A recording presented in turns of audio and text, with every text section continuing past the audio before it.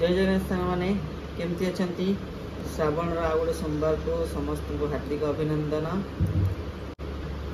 तो बर्तमान मुझे रेडी होगी बसी रति आसले आम मंदिर जीव बोली आसी 9:30 है जाए आसनी। तो ये आम से जलेश्वर मंदिर जीव पाख आमर हम जलेश्वर मंदिर जीव दर्शन करके आसबू। से टाइम फाँका कहीं बस वीडियो एडिट करदे एडिट करदे बाहरिया रति आसीगले बाहरिया आम मंदिर।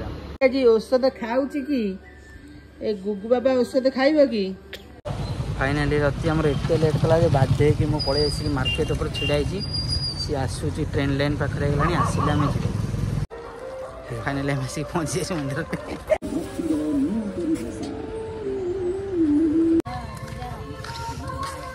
भोग आसगला तो भोग नहीं आसिक 10:30 है सब मंदिर टी फांका लगुच मत लगुच कि जल्दी आम पूजा करके जापर। देखिए काउरिया भाई मैंने अलरेडी पानी ढाला आनिक रखी सब।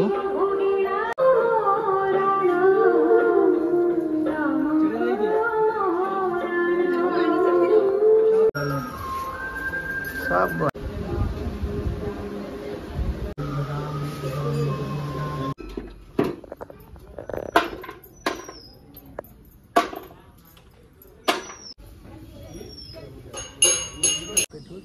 बर्तमान आम पूजा सर जाइए तो आम बाहर आसी 10:30 है 10 टका भी ना यहाँ हूँ आम जलेश्वर महादेव द्वितीय लिंगराज समस्ते कहती।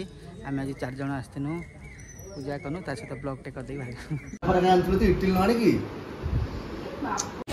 गुगु गुगुर देख इनकम ये आस बुलाप पैसा दे आज हूँ सोमवार बजार से आम पिठा पोटल आलू भजा आ टमाटर दला बिना पियाज रसुण आज खिया पोड़ पिठा।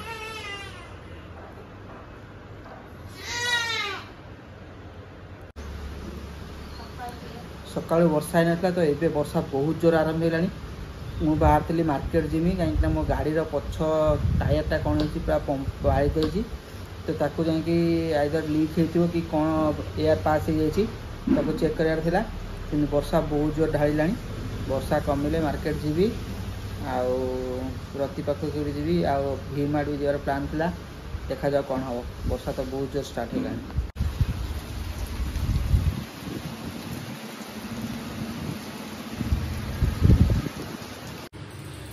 आज आमर डिनर है सीजा पिठा जमी पोड़ पिठा हुए तो गैस रे आमर पोड़ी हेनी से सीजा पिठा है पैन में आउठार आमर आलू कषा बिना पियाज रसुण आलू कषा संग को पोड़ पिठा टाइप जो पिठाटा जो खाइबा जो मजा देख तादेह आम सब पड़ी आमर काजू किशमिश बादाम नड़िया सबू पड़ी तो टेस्ट आ फ्लेवर अलग प्रकार। ये पिठाटा केवल ओकेजनाली मिले गोटे लोक आभेलेबल रही नहीं केवल हुए